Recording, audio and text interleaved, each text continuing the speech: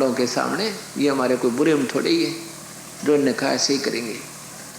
तो पांचों पांडव राजा परीक्षित को राज गद्दी पर बैठा करके और साथ में द्रौपदी कुंती हिमालय में जा करके काफी वर्षों तक रहे, वहीं पर रह सके। वहाँ खाना था ना पीना था, साल रहे 1-6 महीने में रहे, क्यों पहले तगड़े शरीर हुआ करते, भूख प्यास को ज्यादा बर्दाश्त कर लिया करते थे, मर जाते हैं। युधिष्ठिर तो सह शरीर चला जाता है, उसका केवल पंजा पंजा गलता है और बाकियों का तो वहाँ सारा शरीर गल जाता है। फिर स्वर्ग में जाते हैं तो वहाँ चारों पांडवों को, द्रौपदी कुंती आदि को नरक में ठोक दिया जाता है। युधिष्ठिर अपने पिता धर्मराज के पास चला जाता है। ये पांचों पांडव कौन थे?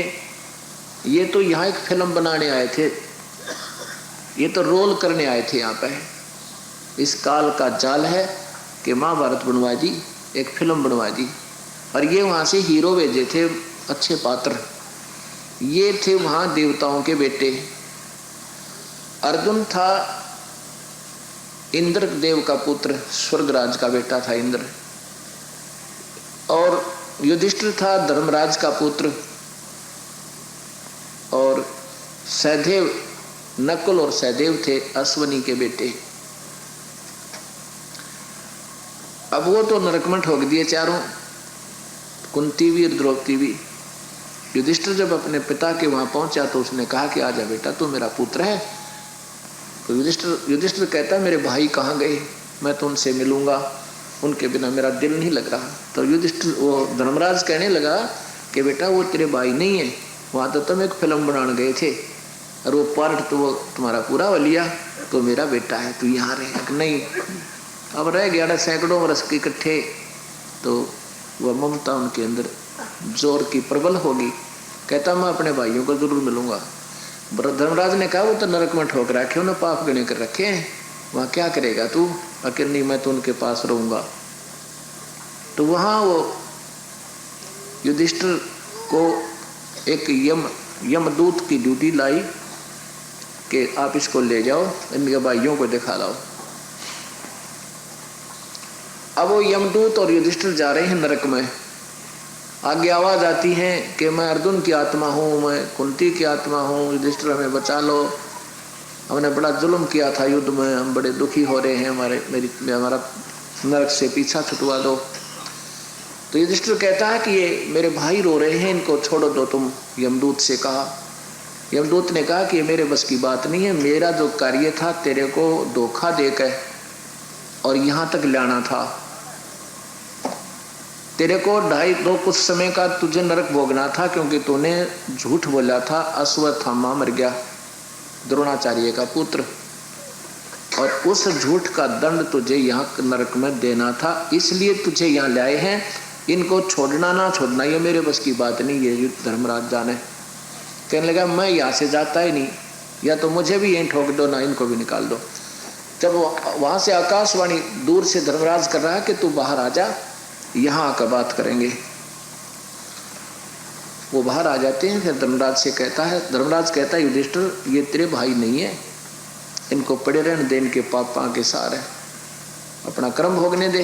नहीं मानता है, कहता नहीं, या तो मुझे भी इसमें डाल दो और नहीं इनको भी छोड़ दो। तब धर्मराज ने कहा कि तू अपने पुण्य संकल्प करो, तब हम इनको कुछ समय के लिए बाहर दे भेज सकते हैं। जब उस युधिष्ठिर ने अपने पुण्य संकल्प किए उन 5 छहों के प्रति, तब वो बाहर निकाले गई।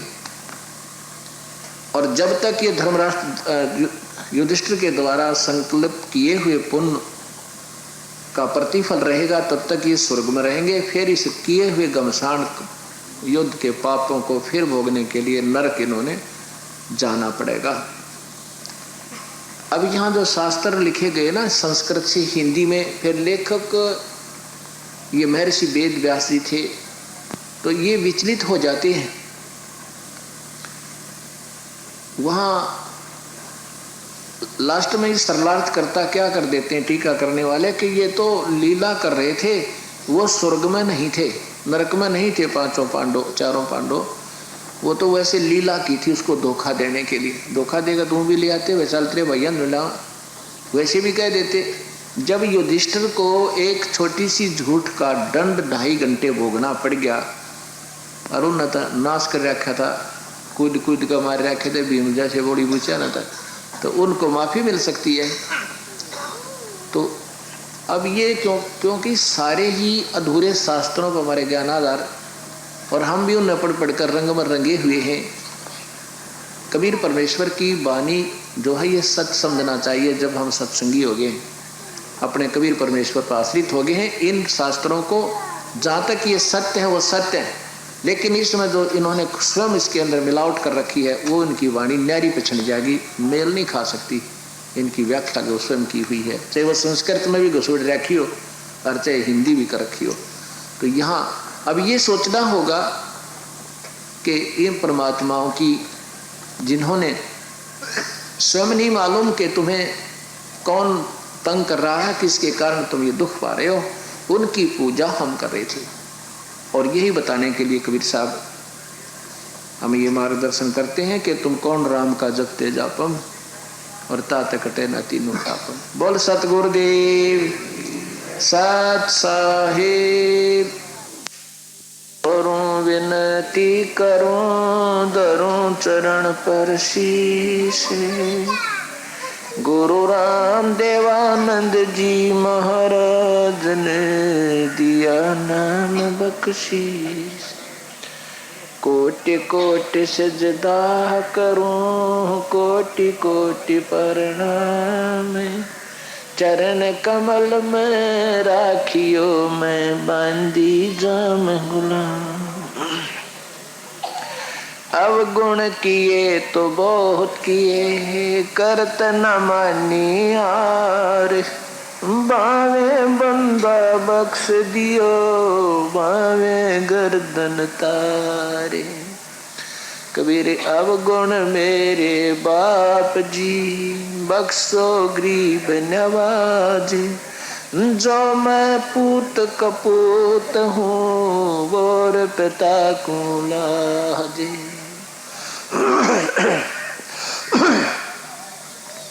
सात दीप नौ खंड में गुरु से बड़ा ना कोई, करता करे न कर सके गुरु करे सो होए। अंतर्यामी एक तू आत्म के आधारे, जो तुम छोड़ो आत तो कौन उतारे पारे।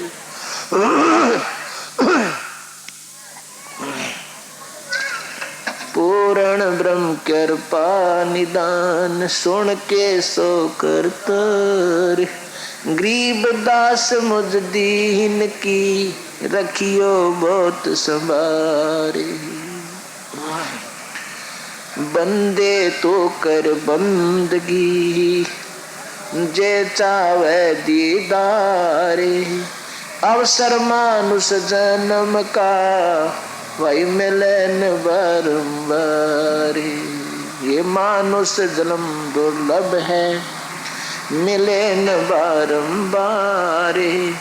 जैसे तरवर से पत्ता टूट गिरे वो बोड़ न लगता डारे। कबीर पात जड़नता यूं कहे सुन भाई तरवर राय, अब के बिछुड़े नहीं मिले न जाने कहाँ गिरेंगे जाए। तरवर कहता पात से सुनो पात एक बात है, यहाँ की आहे रीति है एक आवे एक जाती।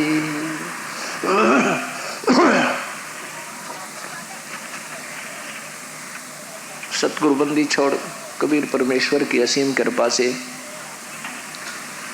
ये 5 दिवसीय सतगुरु महिमा का विशाल सत्संग चल रहा है। आज ये चतुर्थ दिन है। तुलसीदास जी कहते हैं कि सकल पदार्थ है जगमाही, भाग बिना नर पाव नाई। ये एक ऐसा शुभ अवसर होता है जो मनुष्य शरीर में कभी कभी हमें उपलब्ध होता है। तुलसीदास जी कहते हैं कि सुत दारा और लक्ष्मी घर पापी कै भी हो, ये संत समागम हरि कथा तुलसी दुर्लभ दो। वैसे तो संतों के समागमों की कमी नहीं रही अब।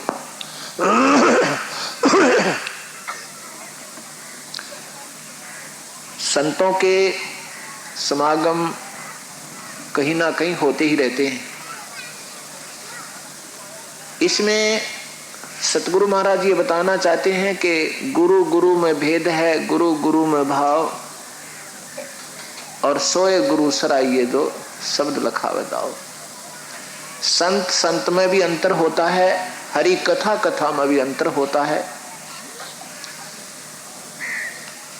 एक तो हरि कथा चलती है भगवान कृष्ण तक की, एक जगह हरि कथा चल रही है हनुमान तक की,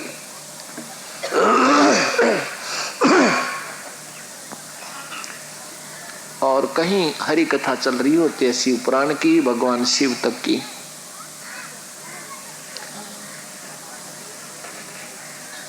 ये जो सत्य कथा पूर्ण परमेश्वर की, सत्य पुरुष की, सच्चे भगवान की, ये अति दुर्लभ है।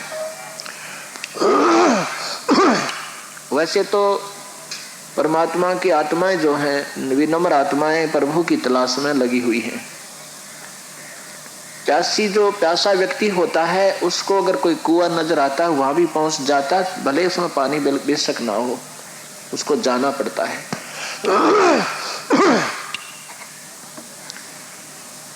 फिर वहां भी जब जल नहीं मिलता है तो कहीं दूसरी तरफ देखता है, कोई तालाब दिखाई देता है, वहां भी कोशिश करता है। इसी प्रकार प्रभु की तलाश में ये आत्मा युगों युगों से लगी हुई है, क्योंकि ये उस परमेश्वर को त्याग कर महादुखी हो चुकी है। आज कोई कंगाल व्यक्ति है, वो सोचता है कि ये धनवान जो है इनके पास तो बड़ी कार हैं, कोठियां हैं, बड़े आनंद इनको हो रहा है।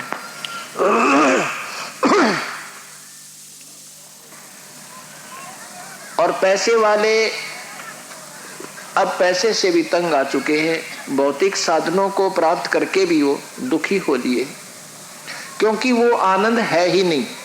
मान लिया आपके पास एसी भी लगा हुआ है, एयर कंडीशन चल रहा है आपके घर पे, और कार भी है, कोठी भी है, सिनेमा भी चल रहा है, टेलीविजन भी, वीसीआर भी, सब कुछ आपने उपलब्ध कर लिया, और कोई ऐसी परेशानी घर में आ गई, बच्चे का ही ऐसा स्थिति होगी मनमाना आपके कि उसको डॉक्टर ने बोल दिया भाई बच्चे भरोसा होगा। अब ना तो वो कार अच्छी लगे, ना एसी सुहावे, ना वह कोठी अच्छी लगे। वो जो अंतःकरण के अंदर बीमारी वह आग लगेगी, वह किसी चीज को अच्छा नहीं लगने देती।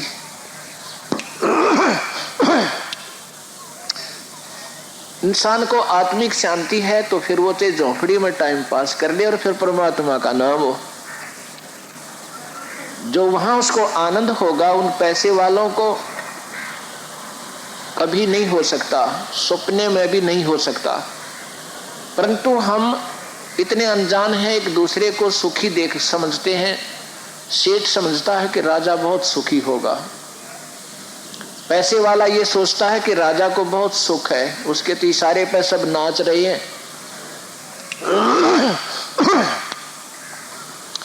राजा को हम ही सुखी देख रहे हैं, पर उसके अंदर जो बेचारे में ना जाने कितनी समस्याएं घर की हुई होती हैं। ऐसे ही परमात्मा, पूर्ण परमात्मा की जब हमें भक्ति मिल जाती है, हमारी आत्मा संतुष्ट हो जाती है।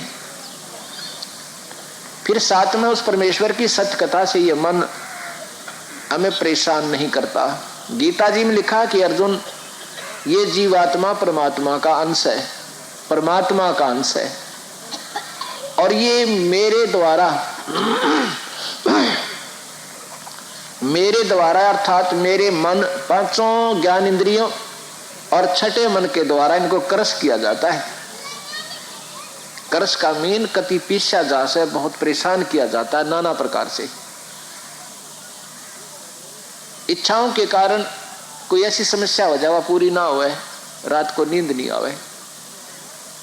अब जब हमें सत्ज्ञान हो जाता है पर हम प्रभु इच्छा पर छोड़ देते हैं, मालिक जैसे रजा तेरी। गरीबदास जी कहते हैं भक्ति मुक्ति के दाता सतगुरु भटकत प्राणी फिरिंदा, उस साहेब के हुक्म बिनानी तरवर पाथ हिलंदा। फिर हम यहाँ आकर के अपने मन को शांति कर लेते हैं, चाहे हमें कितना ही कष्ट क्यों ना महसूस हो रहा हो, हम ये सोचते हैं कि ये कष्ट भी उसी की रजा से है। उस साहेब के हुक्म बिना नहीं तरवर पाथ हिलंदा, यहाँ आकर फिर अपनी शांति मन पा लेता है। फिर कबीर साहब कहते हैं मन हो मनोरथ छोड़ दे, क्योंकि मन और आत्मा के विपरीत रास्ते हैं, इनके गुण भी नहीं मिलते। गधे और गऊ का जो एक जगह गलजोट कर दिया जाए, फिर उनका आहार अलग, उनका चलना और बैठना और उठना अलग, इस प्रकार आत्मा और मन का संयोग है। तो कबीर साहब कहते हैं मन ईव तो मनोरथ छोड़ दे, तेरी नहीं चलाई बा मालिक के चरणों में आगे। मनो मनोरथ छोड़ दे, तेरा किया ना हो, और जब पानी में गी निकले तो लूखा खावा नहीं खो। बीरा तेरी कल्पना तो जब कुछ हो ना, तो फिर कौन मेहनत करे, क्या कौन सोवा झोपड़ी में। ये तो अब जो होगा मेरी इच्छा से होगा, पहले जो हो रहा था वो काल की इच्छा से चल रहा था, क्योंकि हम काल की नकेल का बंदे, उसने नकेल हमारा लगाम डाल रखी थी। अब सतगुरु की उसने वो लगाम उसके हाथ में नहीं रही, हमारी लगाम हमारे भगवान के हाथ में आ गई। अब वो कष्ट भी होगा तो हमारे बहुत ही फायदे में होगा, यानी ज्यादा कष्ट को बहुत कम करेगा, क्योंकि ये वो भगवान है जो दुख दे ही नहीं सकता। आम के पेड़ के कांटे नहीं होते, छाया और फल ही होता, दूसरी चीज वहां नहीं होती। हम अपनी गफलत में, अपनी नादानी में अगर पेड़ के ऊपर से हाथ छोड़ देंगे तो पड़ के टांग तोड़ा लें, चाहे बात पैर तोड़वावे, हाथ तोड़वावे, सर फुड़वा लें, वो तो हमारी अपनी नेग्लिजेंसी होगी, हमारी लापरवाही होगी। या फिर कोई ज्यादा ही कष्ट हमारे ऊपर आना हो, वो प्रभु थोड़े में टालेगा। जैसे कल बताया था कि संत शरण में आनते आई टले बला, और जय मस्तक में सूली हो, फिर वह कांटे में टल जा। ऐसा ही प्रभु के लक्षण और गुण यही हुआ करते हैं। परमात्मा अंधे को आंख दे, कोढ़ी को काया दे, बांझ को पुत्र दे, निर्धन को माया दे, राजा को रंक को राजा बना दे। ये ईश्वरीय गुण हुआ करते हैं और हम सुनते भी रहते थे, परंतु उस पूर्ण परमात्मा की हमें जानकारी नहीं थी, तो ये सारे काम करा करता है। जैसे तीन लोक के भगवान ब्रह्मा विष्णु महेश हैं, ये भी हमें सुख दे सकते हैं, पर इनकी सीमित पावर है, वो केवल कर्म आधार है। कर्म आधार है बस उनको। जैसे कोई कर्मचारी किसी विभाग में कार्यरत है, उनका एक हेड ऑफ द डिपार्टमेंट बनाया जाता है, वो फिर उनको वेतन देता है उनके कर्म आधार पर। यदि कोई नेग्लिजेंसी करता है, ड्यूटी पर नहीं आता, एब्सेंट फ्रॉम ड्यूटी कर सकता है, उसकी पे काट सकता है। यदि वो विधिवत आता है तो उसको तनख्वाह वो अवश्य देगा, वो पूरी देगा, फिर नहीं काट सकता।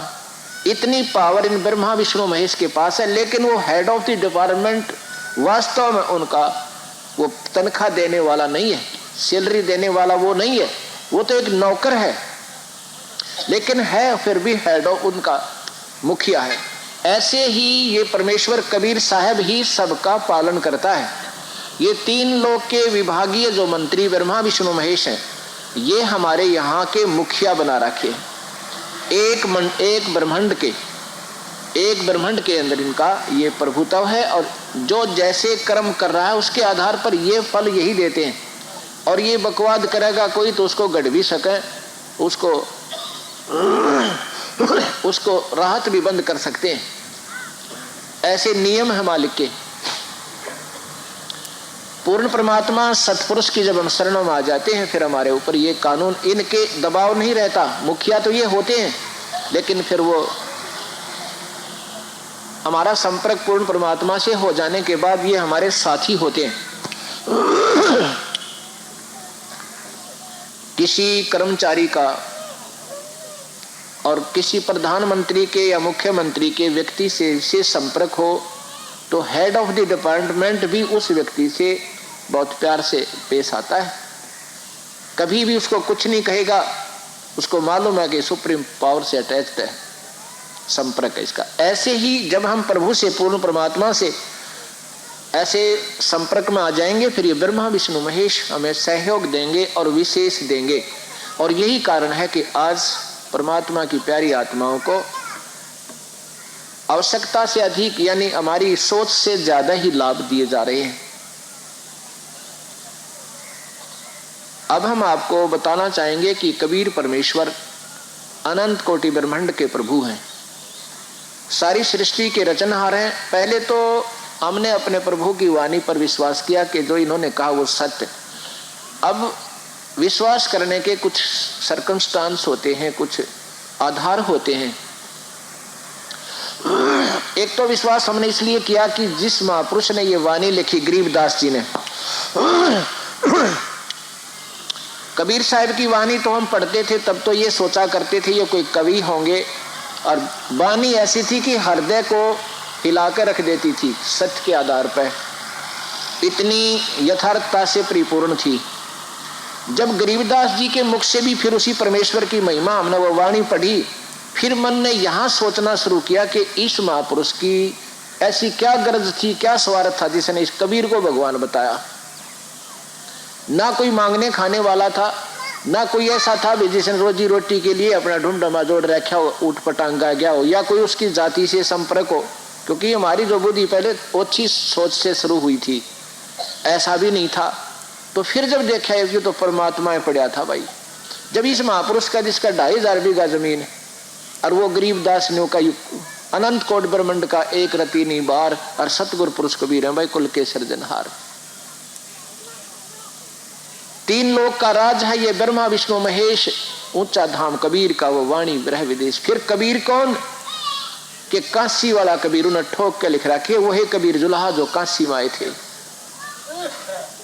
वो परमात्मा कभी मां से जन्म नहीं लेते, वो स्वयं प्रकट होते हैं, क्योंकि वो सृष्टि के रचनहार सब माताओं और बहनों को, भाई और बच्चों को सभी वही रचने वाले हैं। हमारे शरीर के बनाने वाले भी वही है। अब यहां हमने देखना पड़ेगा कि ब्रह्मा, जो यहाँ के ब्रह्मा हैं, उनको हम सृष्टि रचनहार कहा करते हैं। ब्रह्मा को की उपाधि होती है, ब्रह्मा का जो अर्थ होता है सृष्टि रचनहार। अब ब्रह्मा का पता चला कि ये तो केवल रजोगुण प्रभावित करके इन सभी जीवों को, इनकी एक ऐसी काल भगवान ने ब्रह्मा विष्णु महेश के अंदर इनकी न्यारी न्यारे गुण बना दिए। जैसे मिर्च का गुण है, जैसे तब छोंक लागे तो दूर तक छीकम छीक करवा दे, वो उसका गुण है। वहां वास्तव में तो वो कहीं है, लेकिन उसकी जो गुण उसका कहाँ पहुंच गया, पड़ोसी ताई छीकम छीक, दांस उठे, खांसी उठने लग जा, उसके कारण वो वहां तक वो सूक्ष्म उसका असर हुआ। ऐसे ही ब्रह्मा एक रजोगुण प्रभावित बना रखा है, और उसकी जो सूक्ष्म ऐसी महक, उसके गुण, उसकी वह बू, गंध, सुगंध, कुछ भी कहो, वो निराकार रूप में हर प्राणी पर असर कर रही है। और जिसके कारण केवल ये रजोगुण प्रभावित होकर केवल बच्चों की उत्पत्ति करता है, बस। ये सृष्टि रचनहार और शरीर बनाने वाला नहीं है, ये तो उसका मीडिया है, उसका माध्यम है। ये शरीर उस परमेश्वर ने अपने जैसा स्वयं ही हमें दिया है। गरीबदास जी कहते हैं, हमरे ही उन यार अपना सृजनहार, अपना कबीर परमेश्वर अपने जैसा है, ऐसा मनुष्य शरीर में है सतलोक में, लेकिन उनका शरीर हमारे से ज्यादा दूसरा। जैसे एक तो मिट्टी का बर्तन हो और एक फिर सोने का हो। बर्तन ऐसा ही है, प्याला ऐसा ही है, कटोरी ऐसी है कि मिट्टी की हो, दोना जिससे कहते हैं, एक सोने की हो। तो उनका शरीर तेज पुंज का है, हमारा ये 5 तत्व का है। और ये भी कबीर परमेश्वर की रजा से ही हमें मानव शरीर मिला है, नहीं तो ये नहीं मिलता। क्योंकि काल ने तो हमारे ऊपर जाल डाल ही दिया था।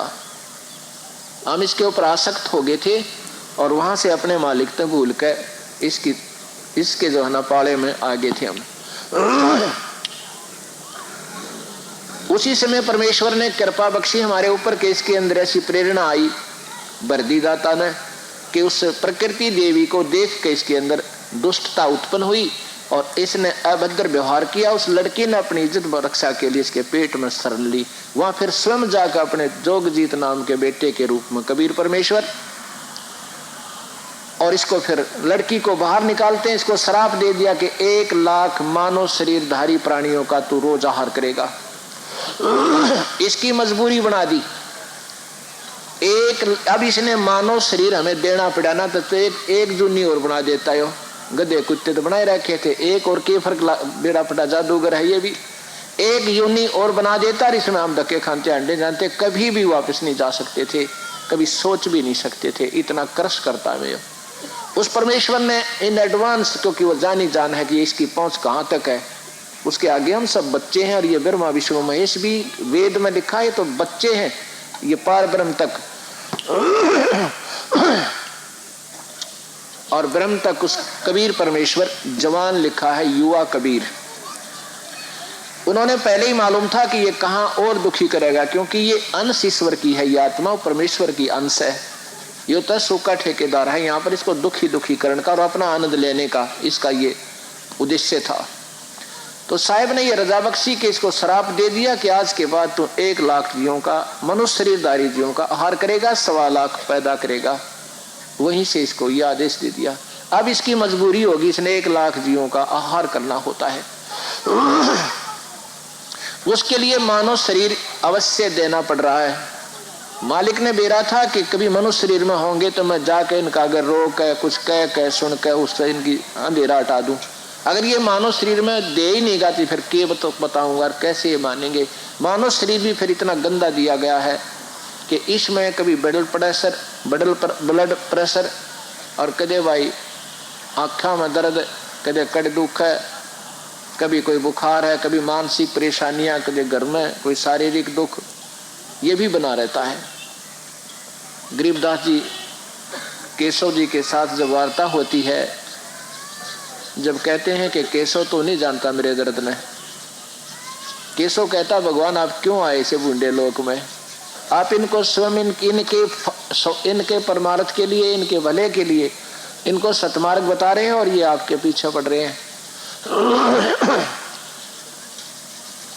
गरीबदास जी बता रहे हैं कि केशव क्या कहता है कि कबीर साहब कहते हैं केशव तय नहीं जानता, ये मेरे लाल हैं, ये मेरी आत्मा घूम रही है, इसका मुझे दर्द है जब इनको कितनी पीड़ा ये दे रहा है। इसने नशा कर रखा है सबका।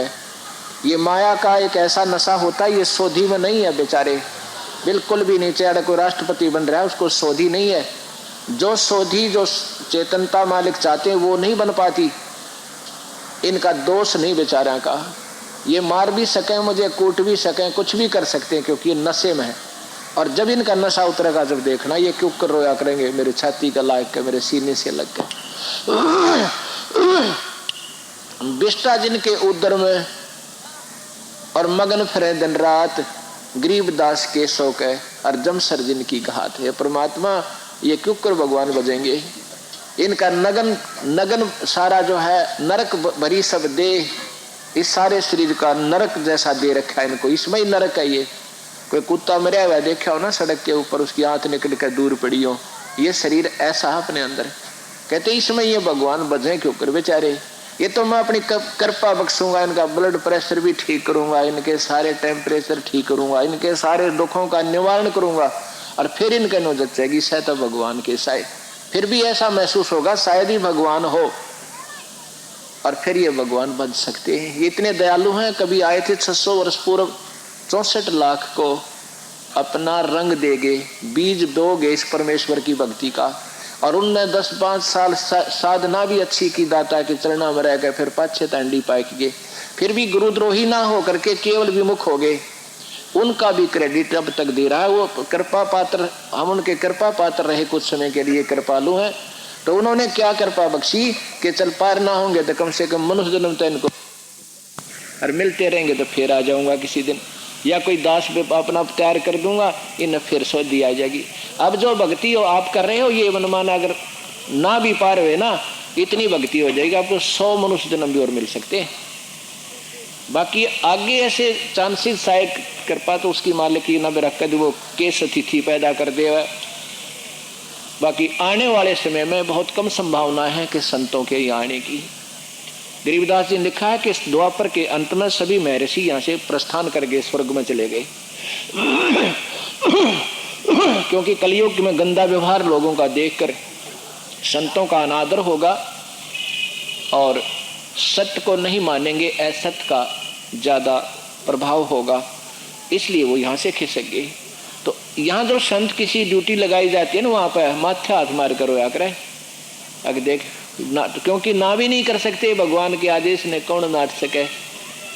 और फिर यहाँ आता है ना जब संत, जैसे को चंडीगढ़ में रहने वाला और उसकी नाड़ ड्यूटी लग जा हरियाणा वाले की, उस हेड ऑफ द डिपार्टमेंट हो चाहे कर्मचारी हो, ने सोचा करे कौन से कर्म की सजा मिल गई मुझे, वहाँ नौकरी तो है ही पर वहाँ जाने में इतना दिक्कत मान्या करे। ऐसे ही इस लोक में आने वाले संत अपने कर्मों को पछताया करते हैं। अब कहीं ऐसा ना हो उन सुल जाते मैं ना फंस जाऊँ, वो तो बूंदा बेगन से बात है। तो फिर परमात्मा सांत्वना देता, बेटा घबराइए मत ना, तेरे साथ रहूंगा मैं, ये ना निकलेंगे तन्ने तो जरूर काट लेऊंगा। मतलब ऐसी भी सांत्वना जब वो दे देते हैं, आना तो पड़ता ही होता है उनको, क्योंकि उस मालिक के हुक्म ने कौन टाल दे। तो ऐसी स्थिति है कि हम इस बात को समझते नहीं, हम एक स्वाभाविक सी बातों लेते हैं। ये एक अनमोल जीवन है, अनमोल समय है, इसकी तुलना नहीं कर सकते जो आपके ऊपर रजा मालिक कर रहे हैं। घर जाजा का आपको मालिक ने कृपा बख्शी है, क्योंकि आप पिछले जन्म जन्मांतर के उनके हंस थे। गरीबदास जी कहते हैं, गोता मारू स्वर्ग में और जा बैठू पैताल, गरीबदास ढूंढत फिरू मेरे हीरे माणक लाल। मैं इन अपने हंसा ने ढूंढ तांडो हूँ, कि पताल में भी होंगे वहाँ भी संभालूंगा, यहाँ भी जहाँ जहाँ किसी क्षेत्र में डाल रखे वो न लाऊंगा ढूंढ के। अरे ये इनके बस का कोई नहीं, नशा कर रखा है इनके। कबीर साहब कहते हैं, कबीर ये माया अटपटी सब घटा नड़ी, और किस किस न समझाऊं या कुआ भांग पड़ी। इन काल के कुएं में भांग गे रखी पूरे किस ब्रह्मंड में इसने, तो बिना थोक बिना किसी मात्रा की, और जिसने जितनी पी रखी है उसका घी बंदरी सबकी। सब एक जैसा व्यवहार, एक जैसा बोलना, एक ही जैसे विचार पाँव से। फिर ये चेंज किए जाते हैं या माया का नशा तार के। अब देखो आपका बोलना और बैठना, फिर आपकी अंदर हृदय में जो कसक ईश्वर की, यह दिन और रात का अंतर हो चुका है। अब वो परमेश्वर हमारे ऊपर ऐसी रजा क्यों करता है?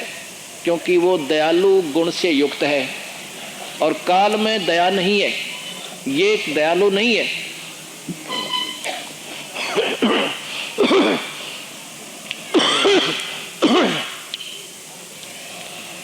अब कबीर साहब का यहाँ चारों युगों में आए हैं, जैसे बताया था कि सतयुग में सतसुकृत नाम से, त्रेता में मुनिंदर नाम से। सतयुग में जब आए थे उस समय जोगजीत आदि नाम से भी ये बार बार आते रहे हैं। जैसे कबीर नाम तो इनका आखिरी लास्ट ऑफ द कलयुग तक चलेगा, बाकी बीच में अन्य नामों से भी यही प्रभु यही शक्ति आती रहेगी और फिर अपना कार्य सुचारू करती रहेगी। ऐसे ही सत्सुकृत के बाद भी वो जोगजीत नाम से भी आए थे।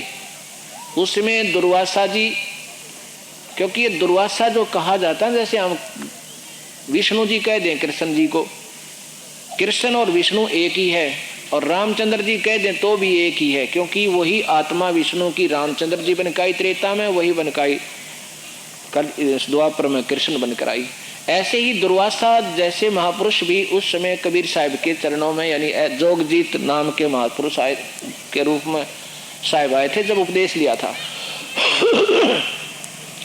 उस नाम का जो सतनाम का सिमरण है उसमें इतनी शक्ति आ जाती है, फिर ये जो है ना इतने योग्य नहीं होते कि वो सार नाम प्राप्त कर ले, क्योंकि ये स्वयं विद्वान होते हैं, वेदों के ज्ञाता होते हैं, और वेदों में ये होता है कि इससे ऊपर कोई भगवान नहीं है। जो हम रोज पढ़ते हैं यही ब्रह्म है, यही सब कुछ है। वो नाम तो ले लिया बंदी छोड़ते हैं, सतनाम भी दे दिया उनको, पार ब्रह्म तक का नाम है सतनाम जब बन जाता है, ये पार ब्रह्म तक भी वो मानते हैं। ये नाम का इतना प्रभाव बना कि वो हर युग में जन्म होता रहा और लाखों हजारों वर्षों तक वो जीवित भी रहते रहे। ऐसे दुर्वासा जी में वो भक्ति बनी रही। अब कई कहते हैं कि दुर्वासा तो पीछे कौरवों के टाइम में भी था। यही तो खेल हमारे, क्योंकि हम भक्ति मार्ग में बहुत -0 हो चुके हैं। अब कोई कह दे कि आपका कोई स्वर्ग है, कहते हैं स्वर्ग है ही नहीं, आकाश में उड़ जाते थे, हो ही नहीं सकता। तो ये तो क्योंकि अब आज से कोई हमारे सामने बूढ़े बूढ़े व्यक्ति देखे हमने, वह 5 मन वजन को 5 मन वजन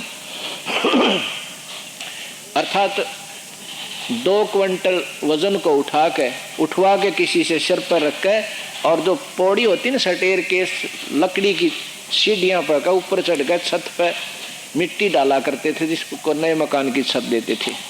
5 मन वजन को ऊपर चढ़ा देना। और आज प्रथम तो आज ना माने इंसान इस बात को, और आने वाले 100 वर्ष के बाद कोई इस बात ने स्वीकार नहीं कर सकता कि 5 मन आदमी उठा ही नहीं सकता, कोई उठवा दे तो और सिर पर रख ही नहीं सकता, मर जाए 1 मिनट में। ऐसी हमारी कमजोर शरीर हो जाएंगे। ऐसी स्थिति थी उस समय। इंद्र स्वर्ग के राजा हैं, और रामायण में लिखा है कि मेघनाद रावण के पुत्र ने सेना को आकाश में उड़ा लिया था। एक सिद्धि होती है, उन सिद्धियों के आधार पर वो उड़ा सकते हैं, एक दूसरे को भी उड़ा सकते हैं, क्योंकि लेकिन वो जो जितनी कमाई उन्होंने की हुई होती है, उस कमाई का, उस व्यक्ति की कमाई का ही फिर हिस्सा वो कंडम होता है, उसका किराया लग जाता है। सिद्धि में एक जहाज। तो ऊपर स्वर्ग में जाकर के युद्ध किया, देवताओं को पकड़ के कैद करके और अपने पिता की कैद में डाल रखा था। अब ये भी नहीं मान सकता कोई, अब ये तो सब बनावटी बातें। अब कलयुगी लोगों ने, ऋषियों ने इसको रिजेक्ट कर दिया। तो पोप लीलाएं थी।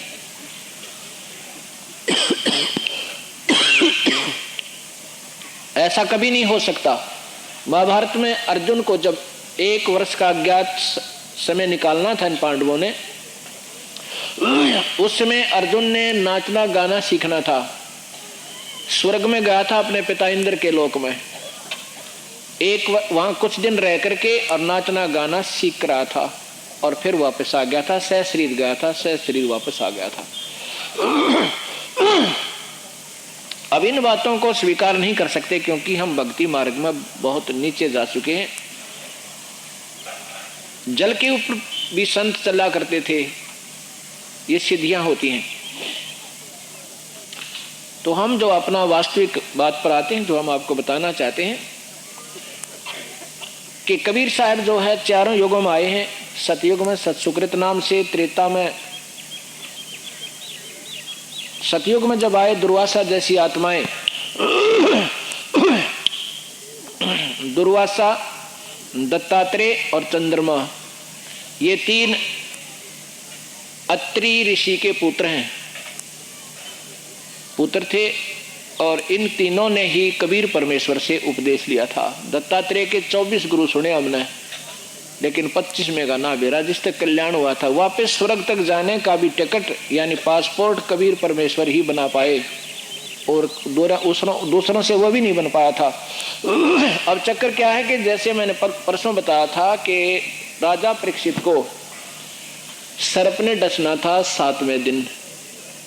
अब ये विचार करने की बातें हैं, वो ऐसे नहीं कथाएं हुआ करती थी। ये कथा जो है कि आपकी एक डिफेंस बनेगा, आपकी एक डोल बनेगी। डोल जैसे पानी खेत में दिया जाता है, उसकी डोल बनानी पड़ती है। डोल ना हो तो वो पानी उसमें लगे नहीं, काम नहीं करे। अब ये ज्ञान आपकी डिफेंस यानी बाढ़ का काम भी करेगा, आपकी रक्षा का काम भी करेगा, और साथ में डोल बनाओगा कि आप इससे बाहर नहीं जाओगे, आप बिल्कुल बंद कर रहोगे। 7वें दिन सर्प ने डसना था। उस समय सभी महापुरुषों ने एक ही सलाह करी कि इसको श्रीमद् भागवत सुधा सागर की यानी भगवान विष्णु की महिमा सुनाई जावे, तो ये विष्णु जी में आसक्त हो जावे और यहाँ से पीछा छूट जाए, इसका स्मृत लोग थे और ये स्वर्ग चला जावे। सर्प ने तो डसना है, इसने मरना भी है। अब जहाँ आशा ता वासा हुई, तो ये समस्या आई कि अभी इसको कथा कौन सुनावे, श्रीमद् भागवत सुधा सागर की कथा कौन ऋषि सुनावा जिससे इसकी वृत्ति यहां से हटाकर उस प्रभु के चरणों में ला दे।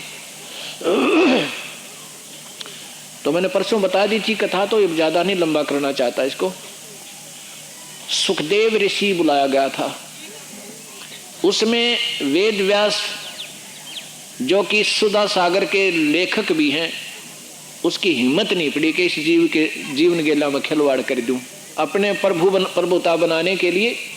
तो उसको मालूम था कि मेरे बस की बात नहीं है कि इसके हृदय को यहां से हटा दूं, क्योंकि 7वें दिन रिजल्ट आ जाना था। उसमें और भी जितने महापुरुष उसमें विद्वान ब्राह्मण थे सब पीछे हट गए कि हमारे बस की बात नहीं, क्योंकि वो ब्राह्मण थे, वो पंडित थे। उनको मालूम था कि एक जीव के जीवन गेला धोखा करना, अरे जुल्म तो इससे बड़ा जुल्म कोई नहीं है। पीछे हट गए कि हमारे बस का नहीं है, हम नहीं कर सकते इस कार्य को। और जब ये समस्या ई बाज है ना, तो सारे उस तरह आगे खड़ा पावर वो उससे आगे से नाश हो जाओ सारे का, पर अपनी प्रभुता अपने नंबर तुरंत बना लेंगे, क्योंकि ये ज्ञान नहीं रखते, ये केवल महिमा के भूखे हैं और जीव के दुश्मन पक्के हैं, क्योंकि सतमार्ग नहीं दे पा रहे। विमान में बैठकर स्वर्ग से सुखदेव आए थे, स्वर्ग से, और पांडवों की विशेष प्रार्थना से। अब विमान में बैठकर स्वर्ग से जो है ना सुखदेव ऋषि आए थे, फिर उन्होंने वो कथा सुनाई। अब क्या कथा से कहते हैं ना मुक्ति होगी, मुक्ति तो नहीं हुई, बाकी इतना हो गया कि सर्प ने भी डसा, उसकी मृत्यु भी हुई राजा परीक्षित की, लेकिन यहां से उसकी वृत्ति हटा दी। वो पुण्यकर्मी प्राणी थे, क्योंकि राजा लोग पहले धर्म बहुत किया करते थे, उन धर्मों के पुण्यों के आधार पर विधिवत करते थे, गुरु बनाते थे, तो उसके आधार पर उन्हें स्वर्ग जाना था, मृत्यु तो होनी थी। लेकिन यदि ये इस कथा ना सुनता, ये ढंग से कोई ऐसा संत ना मिलता जो उसकी वृत्ति हटा दे इस गंदे लोग तक, तो वो फिर स्वर्ग तो बाद में देखा, पहला गदाय बन का ले, वहीं पर आस्था उसकी बन जाती वहीं पर, तो वहीं आ जाता, क्योंकि वो आस्था वहां बन गई। प्रथम जहां आशा था वासा हुई, फिर उस गधे की जूनियन बोल के फिर तचे दोबारा फिर स्वर्ग में चला जाता। एक बार उस आशा के आधार पर उसने वहां आना पड़ता, ये ऐसा नियम है यहाँ का। इस प्रकार अब जो कलयुग का समय आ गया, इसमें गुरु गणे और शिष्यों की कमी, शिष्य थोड़े, और वो अधिकारी नहीं है उस परमेश्वर के बारे में इस जीव का कल्याण करने के। ये पक्के दुश्मन समझना, जिनको आदेश नहीं नाम देने का, जिनके पास सतनाम नहीं, सारनाम नहीं। गरीबदास जी ने लिखा है, कबीर साहब कहते हैं कि सार नाम बिन पुरुष द्रोही।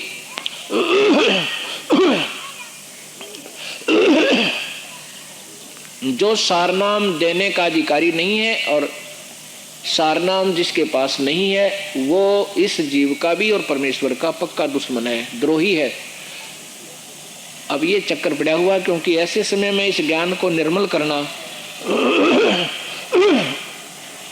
बहुत समय लगता है, पर धीरे धीरे ये सामने सत्य आ जाती है।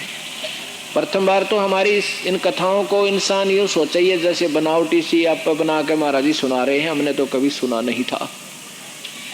अब यही चक्कर था कि हमने लाल का ज्ञान नहीं था, कौड़ियों की झोली भर रखी थी। अब आपको तुलना करा दी जाएगी सत्संग के दौरान, आपके सामने ये रख दिया जाएगा, आपको इतना शाना बना दिया जाएगा कि आप स्वयं फैसले करने लग जाओगे कि कौन सी सत्य है, कौन सा असत्य है। एक समय की बात है, एक सेठ जो है, 2 भाई थे, वो छोटे वाले की मृत्यु हो जाती है, छोटे वाले के 2 पुत्र थे। अब वो व्यापार विपुर किया करते थे, दुकान कर रखी थी, बच्चे छोटे छोटे थे। अब उन बच्चों की माँ विचलित हो जाती है कि पुत्र तुम्हारा पिताजी तो शरीर छोड़ गया, तुम अभी नादान हो, कहीं व्यापार में तुम ना कामयाब हो, अपने ताऊ जी के साथ अपना हिस्सा पत्ती कर लो, तुम उसमें पार्टनरशिप कर लो। और तुम्हारे ताऊ जी बहुत अच्छे हैं, क्योंकि पहले नेक आत्मा बहुत हुआ करते हैं। और मेरे पास ये 2 लाल रखे हैं बेटा, ये पैसे तो घने हैं नहीं हमारे पास, ये लाल दे देना तेरे ताऊजी तय, और उसको कह देना कि ये लाल गिरवी रख लो, हमारे हिस्से के पैसे इसके बदले में ले लो।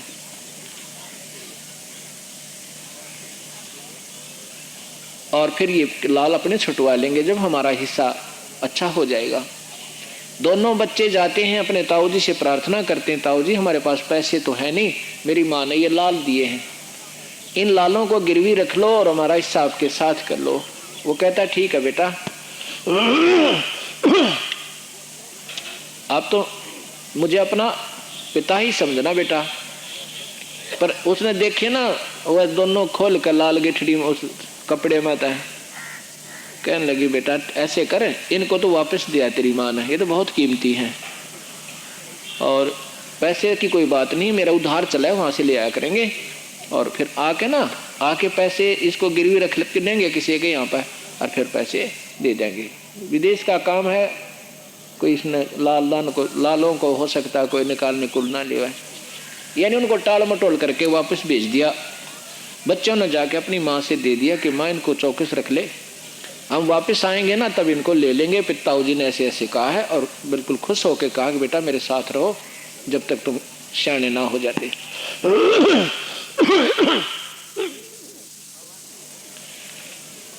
दोनों बच्चों को लेकर उनके ताऊजी विदेश चले जाते हैं, अर्थात दूसरे स्थानों पर जहाँ व्यापार किया करते थे वहां जाकर के एक दिन उसने क्या किया, एक सेठ के 50,000 रुपये देने थे। एक लालड़ी होती है, लाल से के जैसी होती है पर बहुत उसकी फर्क होता है, उसकी चमक वमक भी, उसकी कीमत में बहुत अंतर होता है। लाल 9 करोड़ का है तो वह मेरे ख्याल में 900 रुपये की होगी, इतना अंतर होता है। उस लालड़ी को दे दिया ताऊजी ने, अगले बेटा यू लाल है और उस सेठ के 50,000 रुपये हमने देने हैं, ये गिरवी रख लेगा कह देना, और आके हम अपने पैसे आपके दे देंगे और अपना लाल छुटवा लेंगे। अब वो दोनों बच्चे गए, सेठ को कहने लगे सेठ जी हमारे ताऊजी ने ऐसे ऐसी लाल भेजा है और कहा कि मेरे पास अब पैसे कम है, फिर अपने गिरवी रख ले, पैसे दे जाएंगे, लाल ले जाएंगे। अब सेठ ने बुलाया जौहरी, जौहरी ने आकर देखा कि ये तो लाल नहीं है, ये तो 900 रुपये के भी कोना। तो सेठ ने न्यू मारा पग इतनी दूर फेंक के डाल दिया और कहा बेवकूफ तुम तो भाई घने शाणे हो गए, धोखा देने आए हो क्या मुझे, हैं? ऐसा तेरे ताऊजी दिखा तो ना करते, या जो के चाड़ा पाट दिया उसने, मैं पाया ठगन में। अब वो बच्चे सहम गए, भाई या तो बात बिल्कुल ठीक है, ताऊजी तो ऐसी गलती कभी कर ही नहीं सकते, वो तो बहुत नेक आत्मा है। या बात कहने लगे सेठ जी हमारे ताऊजी धोखा हो गया होगा, अगर ये लाल नहीं है ना तो उनके साथ कोई धोखा हुआ है, ऐसे नहीं हमारे ताऊजी। मैंने सब बेरा है, पैसे के ऊपर आदमी ना बेरा कौन जात दे दे। वो लेकर उस लालड़ी को वापस आ गई अपने ताऊजी से, अपना मायूस से होकर खड़े हैं, ताऊजी ने बेरा ही था। क्या बात होगी बेटा, क्या बात से किसी ने कुछ कह दिया? अगर वो सेठ जी तक बहुत नाराज हो गया, ने बोला ये लाल को ना लालड़ी है और तुम हमारे साथ धोखा करने आए हो क्या? तेरे ताऊजी ऐसे दिखा तो ना करते, आज के ऊपर कैसे नीत डूब गई उनकी। तब वो ताऊजी थोड़ी सी लीला करता है कि हो बेटा ये तो इधर रखा था लाल था, ये ले जा, ये उस है वो लाल है। ओहो रे मेरा भी भाई बुद्धि कम काम करा ना बुढ़ापे में, या तो ठीक क्या लालड़ी थी, ये सेठ जी से माफी मांग के आना बेटा, अगर धोखा लग गया मेरे ताऊजी। फिर वो वापस गए, उन्होंने कहा अगर ये है जी ऐसे ऐसे सारी कहानी बताई। तो सेठ बोला देख ईसा हो से लाल देख लेता हूँ, जानते हैं वो। अब दोनों की कंपेरिजन हो गया उन बच्चा ने, लाल कैसा होता लालड़ी कैसी होती। कुछ दिनों के बाद वो पिताजी उसका ताऊजी वापस आ जाता है और कहता पुत्र वो लाल ला तेरी माँ पे, पैसे की जो है ना कमी पड़ गई बेटे, घना एक खर्चा ज्यादा ही कुछ पैसे सामान आ गया। अब ठीक है ताऊजी अभी लाते हैं। दोनों भाई गए, कहते माँ तुम आगे बेटा का आगे, हमने वो लाल दे जल्दी, ताऊजी घने ज्यादा सामान ले आए। अरे पानी मारो इस पर, पानी मार दे। अरे जोत कही थी माँ, जोत इतना मट्टी डाल दो, ठाके एकदम मट्टी डाल दो और भी लगाओगे कितना, देख सारे ओले बोले काम कर। जोत है कि यहाँ पर इसकी है, जोत से लगी है, फिर ध्यान तर लगा। मैंने कल भी कहा था जोत को एक तरफ रखो।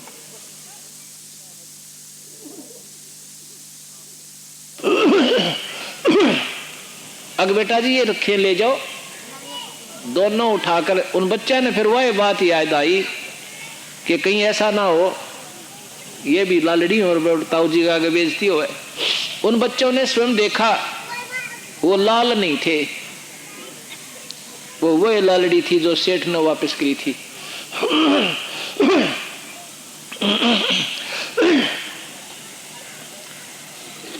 अपनी माँ ने कहने लगे, माँ तो भी बड़ी बोली है, ये लाल नहीं है, ये तो लालड़ी है माँ। और माँ आज तो बेइज्जती हो जाओ, ताऊ जी के कहूँ हमारे तय एक धोखा देने लग गए। हाँ ये तो चोखा हमने वहाँ देख लिए थे लाल, ये लाल को ना माया तो लालड़ी है। तो उसकी माँ बोली, भाई मन तो मेरा ना बेटा तेरे पिताजी के समय की रखी थी और मैंने तो संभाल कर रखी है, मैंने तो सोचा लाल ही होंगे।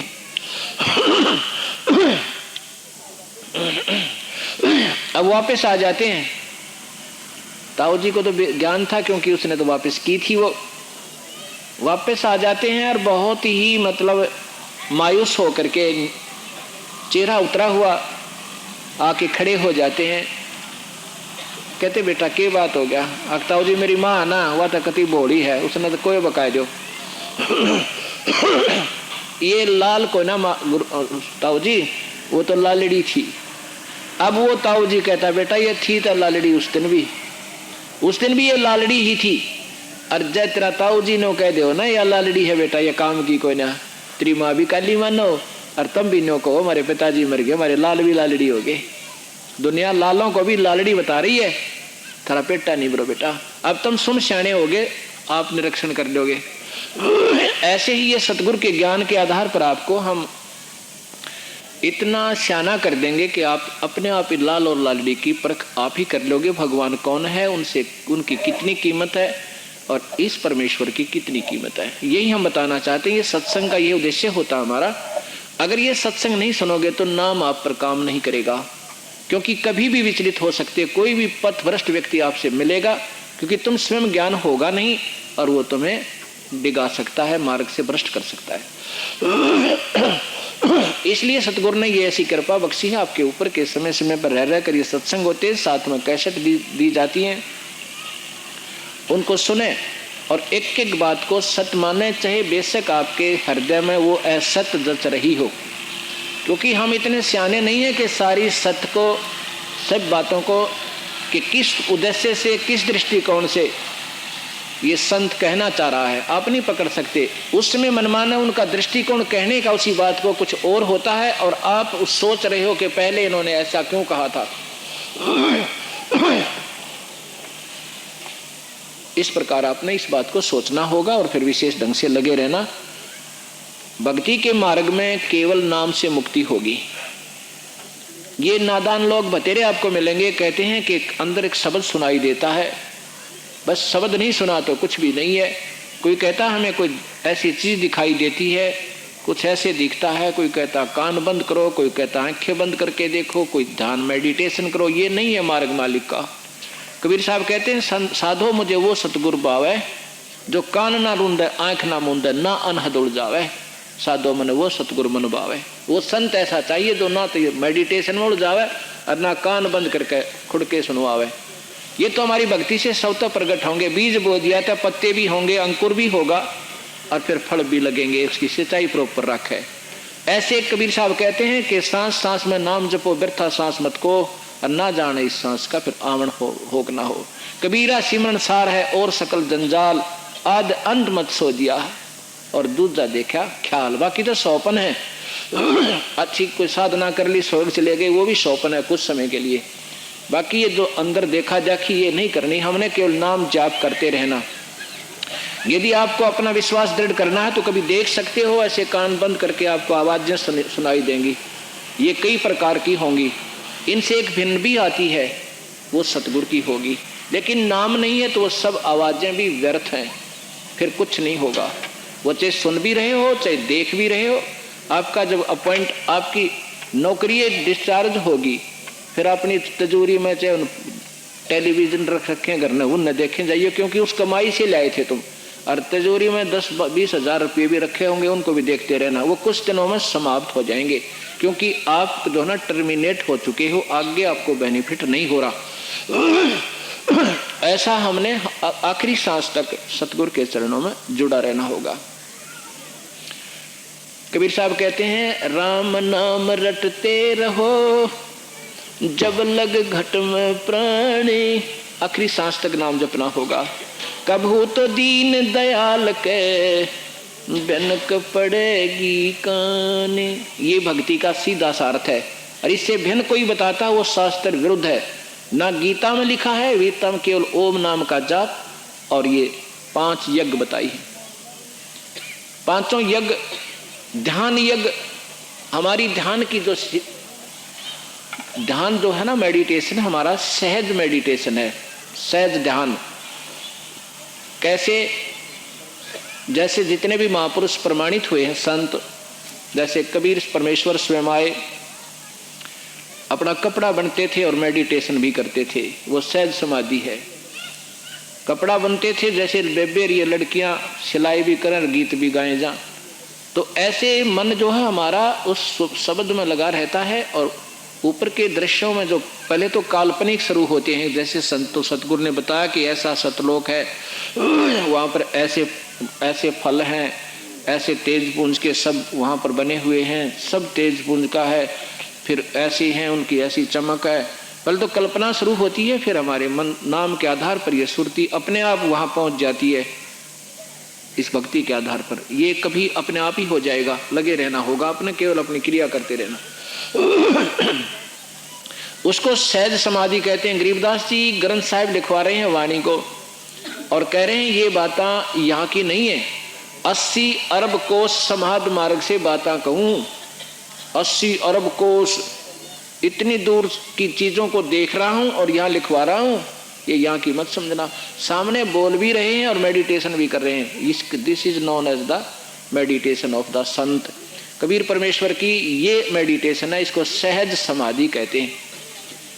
ये हमारा सहज समाधि। ऐसे ही जैसे रविदास जी थे, अपने जूते भी बनाया करते थे और नाम जपया करते थे। कहीं उनका ध्यान करने का विशेष तिथि नहीं देखी होगी चित्र में। गरीबदास जी हलवाया करते थे और ध्यान लगाया करते थे। कहते हैं जैसे हाड़ी बीज धुन पंथी से बतलावे और उसमें खंड पड़े नहीं, ऐसे ध्यान लगावे। ये हमारा ध्यान है। स्कूटर पर चल पड़े, मोटरसाइकिल पर जा रहे हो, अपना भजन करते जाओ, इतना आनंद आओगा ना, पता भी नहीं लगा सफर कितना तय कर दिया। बस में बैठ गए, गाड़ी में बैठ गए, किसी प्रकार भी। तो ये हमारा सिमरन और ध्यान रहेगा सतगुरु के चरणों में, और धीरे धीरे अपनी हमारी समाधि प्रफुल्लित हो जाएगी। अब कबीर साहब के बारे में चल रहा था कि सतयुग में सतगुरु 3, सतयुग के अंदर सतसुकृत नाम से, फिर अन्य भी नामों से आते रहते हैं, उसके बारे में हमने बता दिया था। और त्रेता में मुनिंदर नाम से आए थे, जब नल नील नाम के 2 भक्तात्मा कबीर परमेश्वर के सीधे शिष्य थे। रावण की पत्नी भक्तमती मंदोदरी भी परमेश्वर की शिष्या थी। भक्त विभीषण जी ये भी कबीर साहब के मुनिंदर जी के शिष्य थे। और चंद्र विजय नाम का एक भाट था, उसका पूरे 16 सदस्य भी सतगुरु के शिष्य हुए। अन्य भी और बहुत थे, लेकिन ये प्रमाणित से बताए जाते हैं। लेकिन ज्यादा नहीं होते। उन 3 युगों में बहुत कम जीव ले जाने का साहिब का वायदा था। द्वापर युग में जब आए, कल बताया था कि सुदर्शन नाम के एक सुप्त, वो सतगुरु के हंस थे, यानी उनसे उपदेश लिया हुआ था। वो सत नाम सार नाम उपासक थे, जिन्होंने पांडव यज्ञ अश्वमेघ में शंख बजाया था, जो 33 करोड़ देवताओं से, 88,000 ऋषियों से और 12 करोड़ ब्राह्मणों से, 9 नाथ 84 सिद्धों से, ब्रह्मा विष्णु महेश से, स्वयं कृष्ण से भी नहीं वो कार्य संपूर्ण हुआ था। उस स्वयं परमेश्वर ने, कबीर परमेश्वर की शक्ति ने उनको वो कार्य भी सिद्ध किया था। उसमें कबीर साहब जो है करुणामय नाम से आए हुए थे। त्रेता में जब आए थे, हनुमान जी भी कबीर साहब के शिष्य हुए थे। अब ये बात किसी को बताते हैं, क्योंकि हमारा दृष्टिकोण उस लाल को लालड़ी बांध रहे थे हम, इसलिए ये जचने में विश्वास होने में थोड़ी दिक्कत आती है। कबीर साहब ने ब्रह्मा विष्णु महेश को भी उपदेश दिया था क्योंकि ये उसी के बच्चे हैं। और काल ने इनको सुप्रीम बना रखा है, यहाँ चौधरी बना दिया 3 लोग का, और फिर इनको भी ऐसे कुत्ते गधे की दुनिया में डाल देगा, पर इनको सुख अभी ज्यादा है इसलिए वो कम स्वीकार